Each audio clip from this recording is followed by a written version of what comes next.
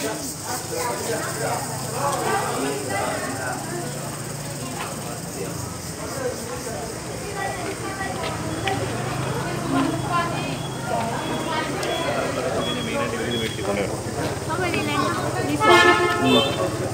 út chẳng là út chẳng út tay thì bữa sinh nhong phải là quản sắp hả phạm hỏi thì nó trèo lên mắt không đâu út chẳng thì bữa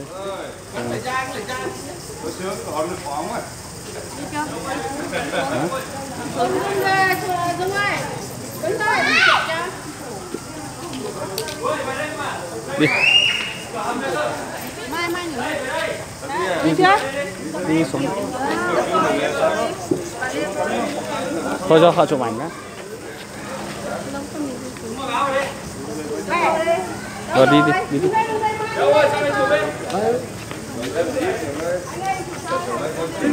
xong chưa cho vào chưa ở đây anh đi xuống trước đi đây để cho xuống ạ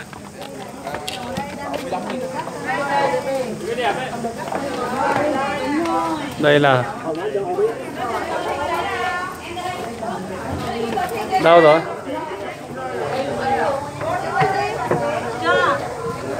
từ từ rồi xem nào hết giờ phía đã quỳnh rồi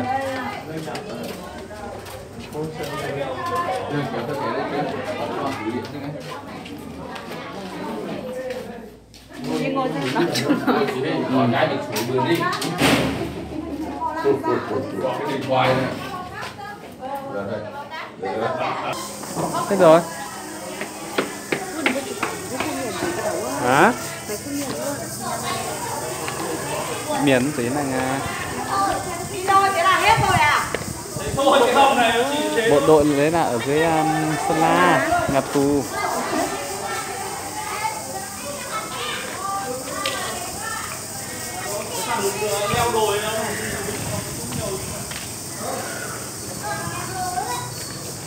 nè mày yên đây thì mình cho nó phàng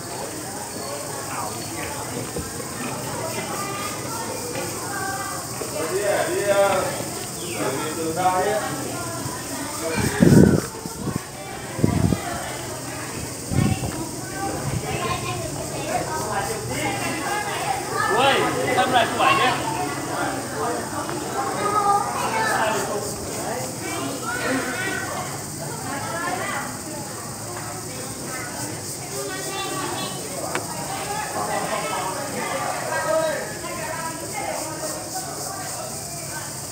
đây nhìn vào đây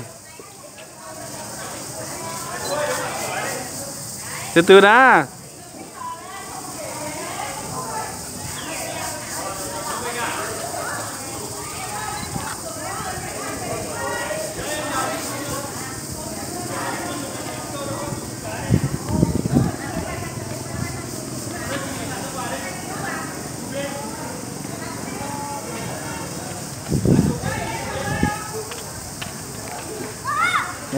diễm cái toàn diễm những tụp bùng pháo lên mạng bò tí mảng khá miền mai miền đi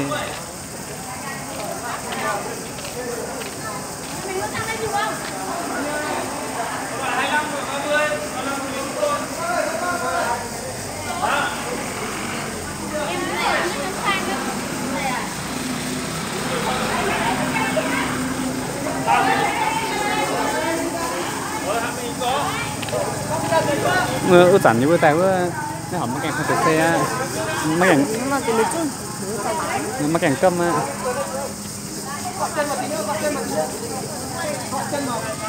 lùi chân lại tí đấy đúng rồi cười lên chị nhìn nhá 2, 3 này rồi được rồi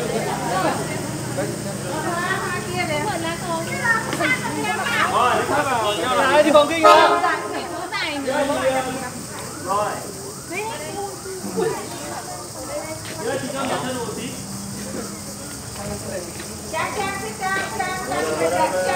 Đứng nguyên nhá, đứng nguyên à. Chụp riêng đi ạ. Chụp đứng đây chụp riêng của mình này.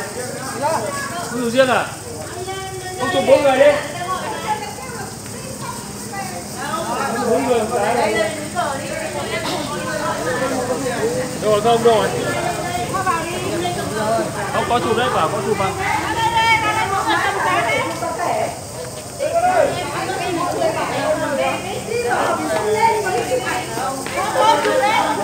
Dạ mà ăn mà khán sẽ cảm như đo nó vẫn nói nhiều mai mà.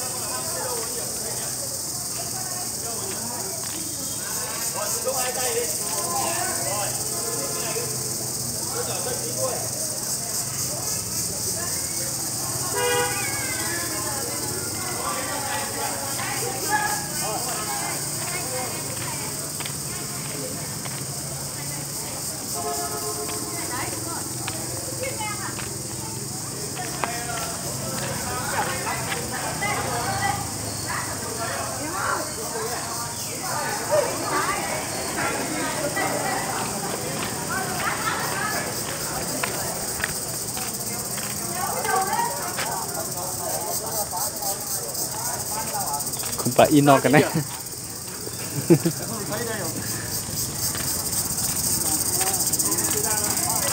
Hoa nó sẽ cao quá.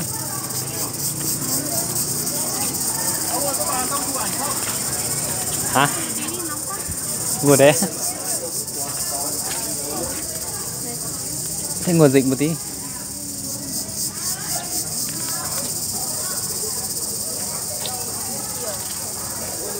Hãy subscribe cho kênh Ghiền Mì Gõ để không bỏ lỡ những video hấp dẫn.